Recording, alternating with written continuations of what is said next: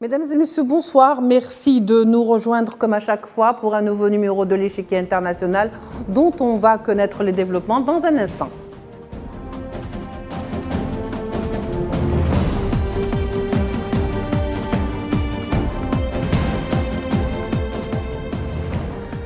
Bienvenue à l'Échiquier international en direct de Al24 News. Nous allons aujourd'hui aborder également et toujours donc la question où le génocide à Gaza, le massacre et le carnage qui se déroule à Gaza aujourd'hui sous les feux et les bombes et les raids aériens de l'entité sioniste, des milliers de victimes, des centaines de victimes sur le plan d'abord des arrestations, que ce soit en Cisjordanie ou à Gaza, à Khan Younes en particulier, qui est devenue la cible privilégiée ces derniers temps de l'armée sioniste.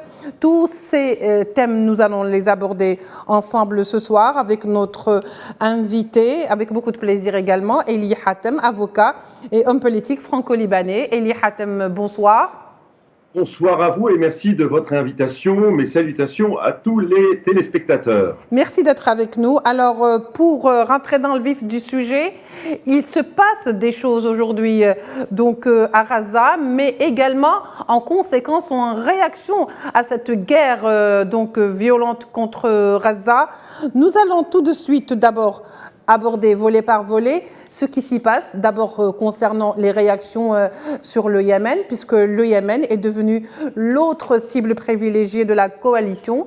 Et à propos de cette coalition, justement très critiquée d'ailleurs par Moscou, Lavrov, on va l'écouter dans un petit instant, le chef de la diplomatie russe avait donc déclaré que ces frappes de la coalition n'étaient pas autorisées, tout simplement. On l'entend et on l'écoute ensemble et on revient au débat. Il ne fait aucun doute que les États-Unis, le Royaume-Uni et certains de leurs alliés ont violé et piétiné toutes les normes imaginables du droit international, y compris la résolution du Conseil de sécurité qui appelait uniquement à protéger la navigation commerciale. Personne n'a autorisé quiconque à bombarder le Yémen, en fait, tout comme personne n'a autorisé l'OTAN à bombarder la Libye en 2011. Eli Hatem, alors la question que tout le monde ne se pose pas, hélas, tellement ces frappes ont été une évidence, la coalition, c'est-à-dire les États-Unis tout comme les Britanniques, ont décidé de frapper le Yémen, et chose qui a été faite, mais personne ne s'est posé la question, qui a donné, si vous voulez, le feu vert à ces deux pays pour bombarder, ou en ont-ils besoin réellement? En d'autres termes, est-ce que ces frappes sont réellement autorisées et légales?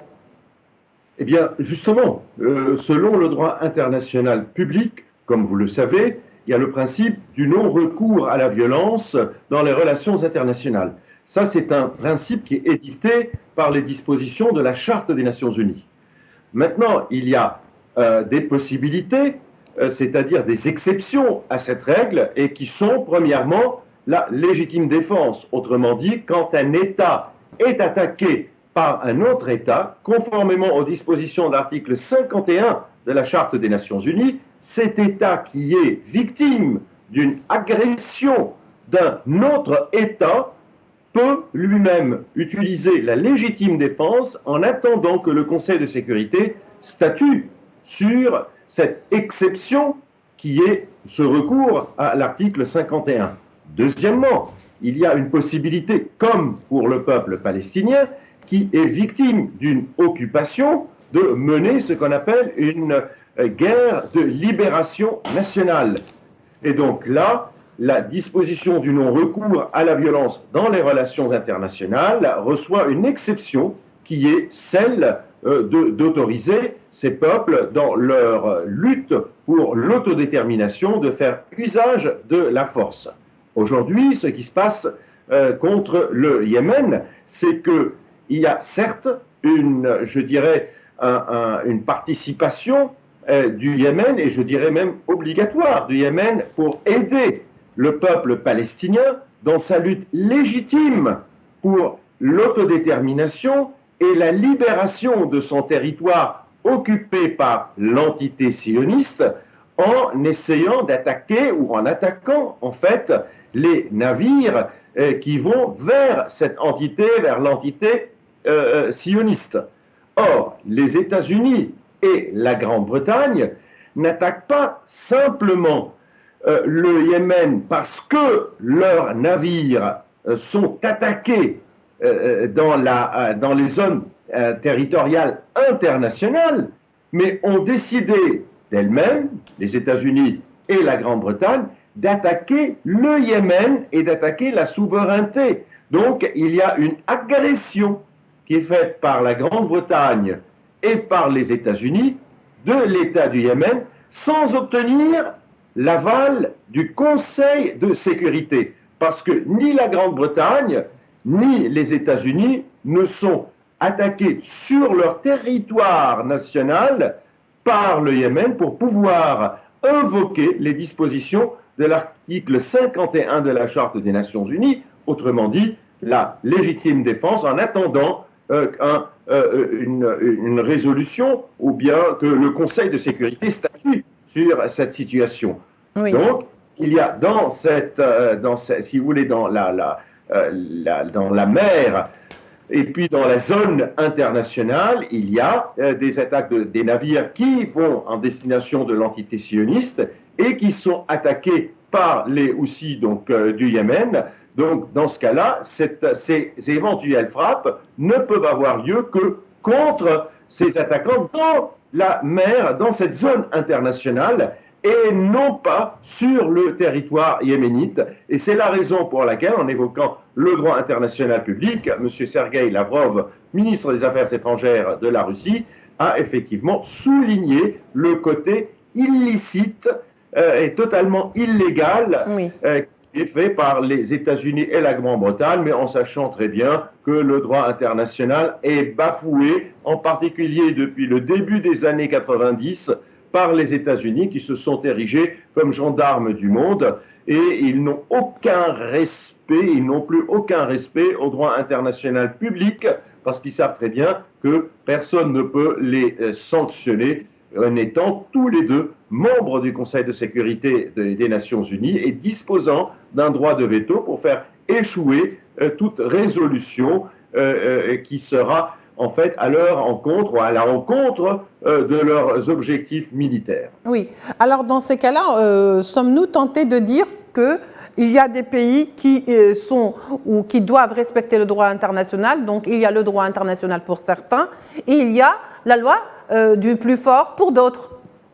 Moi, je dirais plutôt, malheureusement, nous sommes dans une jungle internationale. Et je vous cite mon mentor, M. Boutros-Ghali, qui était l'ancien secrétaire général des Nations Unies, qui avait œuvré pour le respect du droit international public, qui, comme vous le savez, est arrivé à son mandat après je dirais la fin de l'Union soviétique et puis la fin surtout de cette bipolarisation, et puis il a vu émerger les États-Unis comme étant plus que le gendarme du monde, mais comme étant une puissance hégémonique qui bafoue le droit international public. Et en luttant contre cette manière de procéder, les États-Unis il a sorti cette phrase à l'encontre des États-Unis en disant que les États-Unis voulaient de moi un secrétaire alors que je me suis érigé en général. Et depuis cela, en fait, Madame Madeleine Albright a tout fait pour empêcher sa réélection à la tête de l'organisation internationale en interceptant les appels que l'ancien président Bill Clinton recevait en faveur de la candidature de Boutros-Ghali pour l'empêcher d'être de nouveau élu secrétaire général des Nations Unies. Et depuis cette date-là, les Nations Unies, qui sont là, qui ont pour objectif, si vous voulez, de faire respecter le droit international et dont le siège se trouve à New York, à quelques pas donc de Washington, sont totalement sous cette hégémonie américaine. Et nous assistons, hélas, à des interventions un peu partout, à des distributions de sanctions aussi internationales de la part des États-Unis qui sont établies par le Congrès américain et qui touchent des États tiers.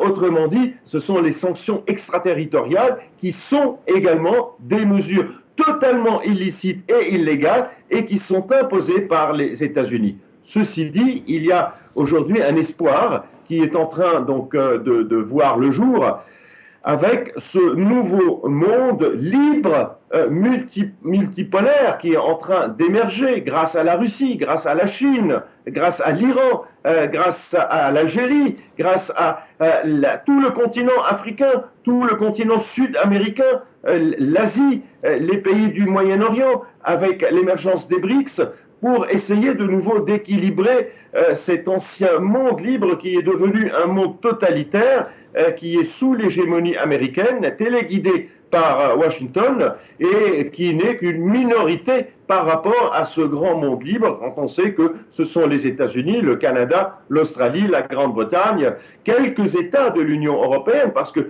y a beaucoup de pays de l'Union européenne qui veulent s'émanciper de l'OTAN, en fait, qui est dirigée par les États-Unis et qui édicte la politique étrangère de l'Union européenne. Et nous l'avons vu lors de la dernière réunion de la Commission européenne et puis surtout la Commission des affaires étrangères qui a quand même trouvé que les forces militaires de l'entité sioniste sont en train d'exagérer et qu'ils commettent non seulement des crimes de guerre, mais également des crimes contre l'humanité, en sachant d'ailleurs que la Cour de justice internationale à La Haye, qu'il ne faut pas confondre avec la Cour pénale internationale.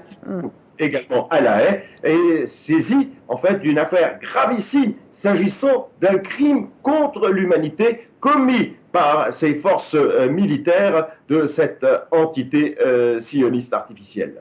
Très bien. Alors, ce qui nous incite quelque part à voir les choses de manière plus directe.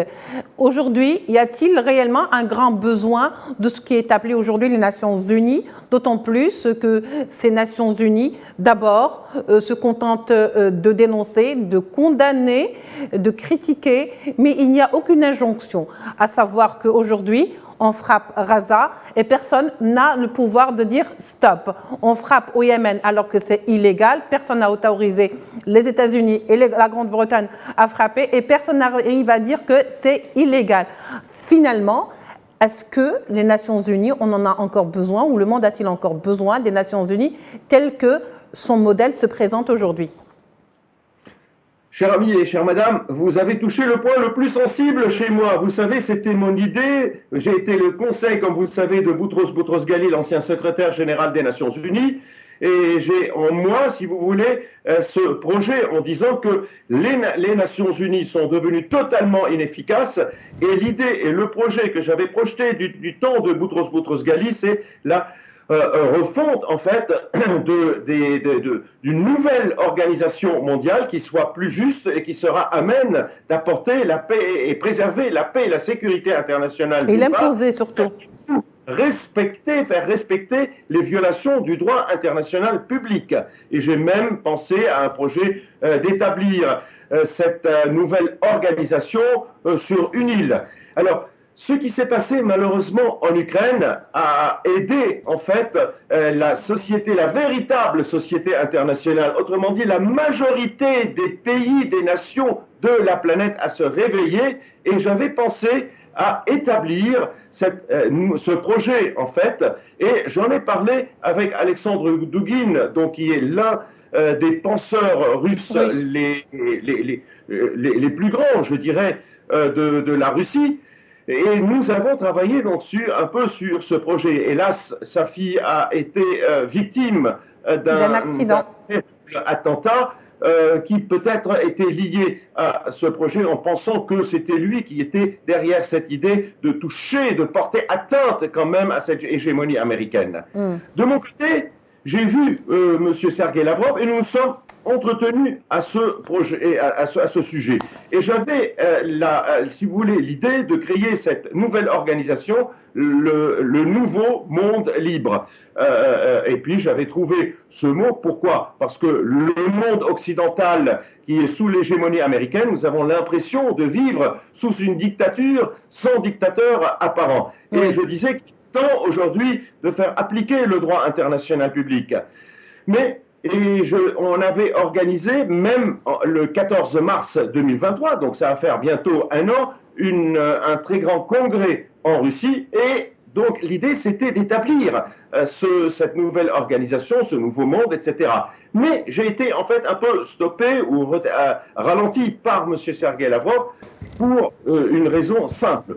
Pour lui, il existe toujours un droit international public. Le fait qu'il ne puisse pas être appliqué et que sa violation ne puisse pas être sanctionnée ne veut pas dire qu'il n'existe pas. Et son projet, il m'a tout à fait convaincu, c'est de préserver cette organisation qui existe aujourd'hui, qu'on le veuille ou pas, et qui sont les Nations Unies, et œuvrer au sein de cette organisation à la changer, et surtout à changer sa structure et celle du Conseil de sécurité pour reconquérir une organisation qui existe et qui ne demande pas un certain temps pour être établie. Mais cela n'empêche pas l'autre organisation, vous le savez, il y a la conférence donc de Shanghai, qui est une sorte, je dirais, d'une nouvelle...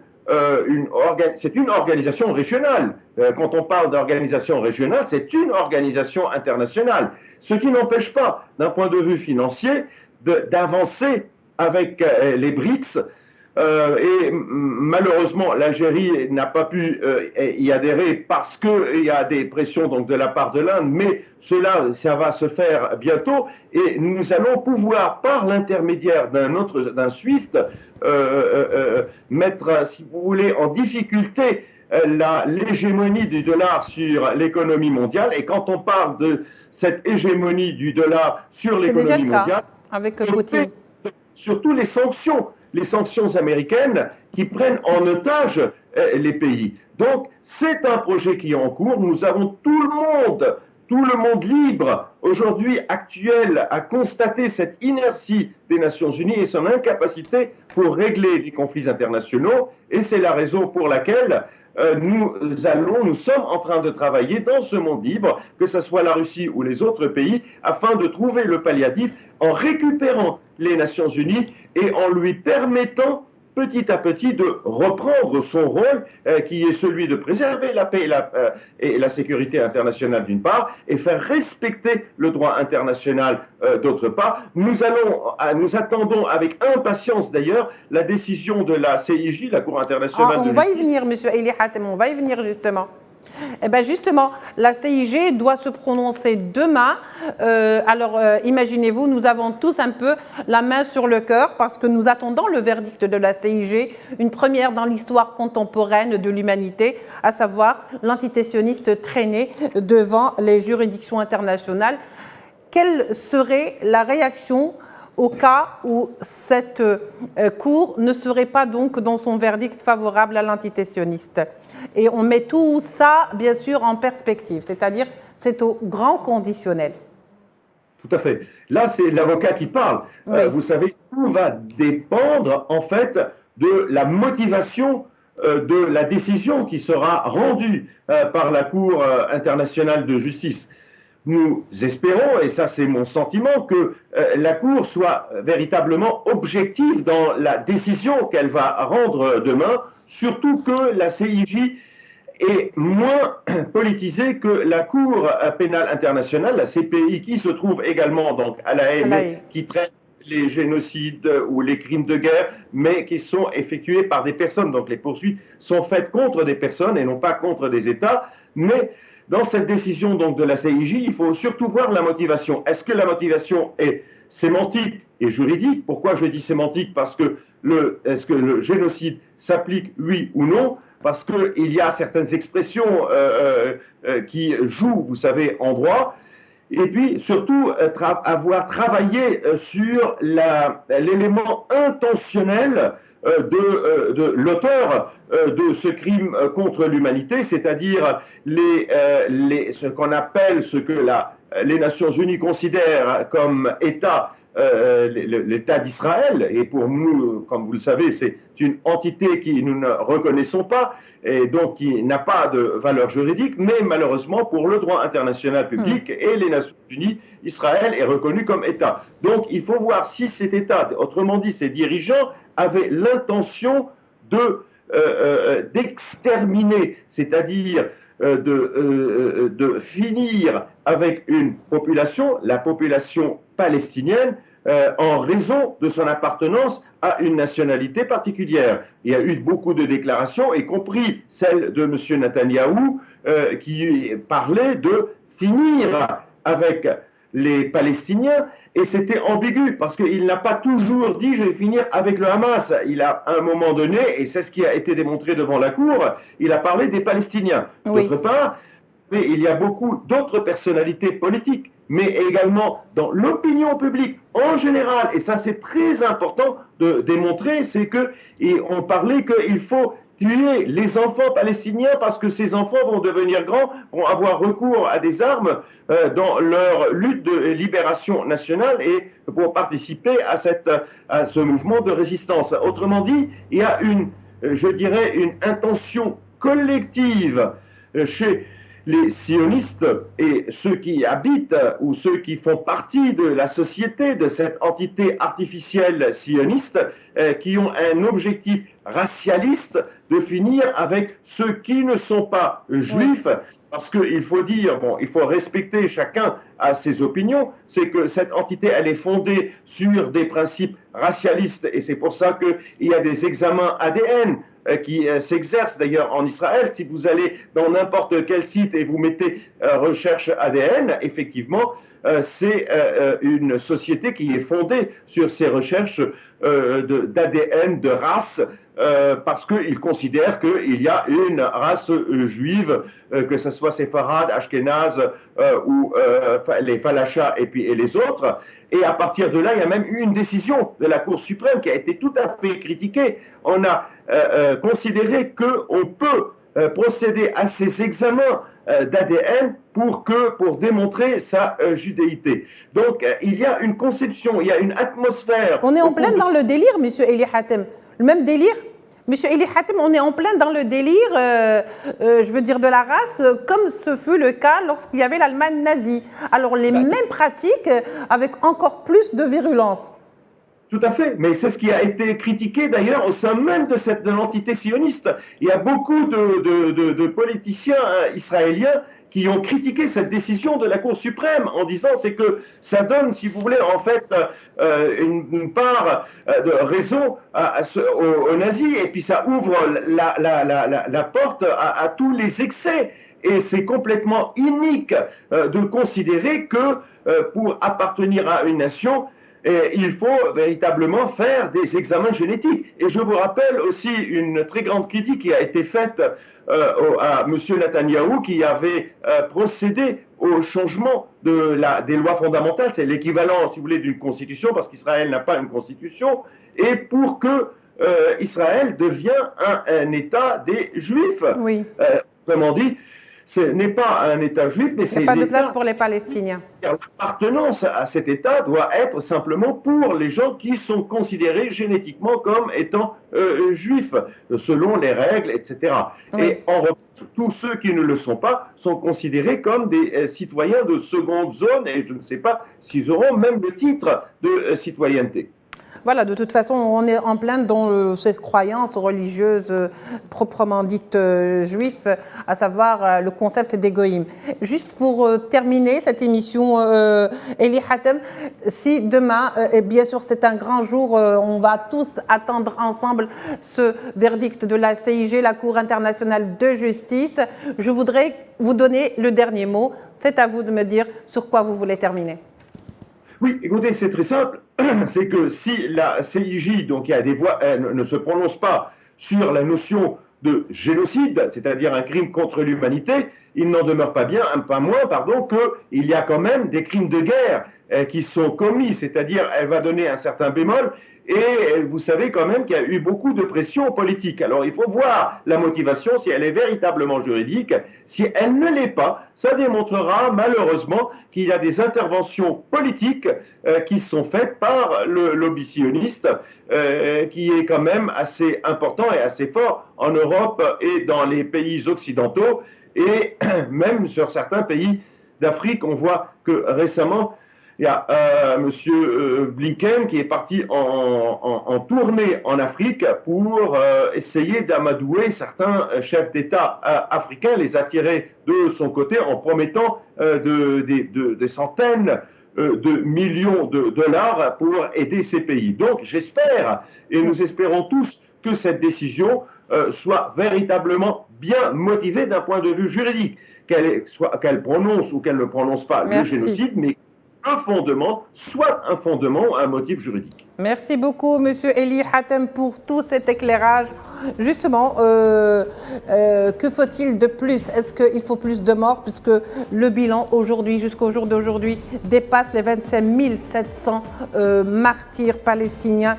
Si tous ces morts ne suffisent pas justement pour établir le fait et le constat de génocide, alors que ça veut dire que le monde a complètement perdu la raison. Merci beaucoup Eli Hatem, vous étiez avec nous. Je rappelle que vous êtes avocat et homme politique franco-libanais. Merci d'avoir été avec nous. Merci également de nous avoir suivis.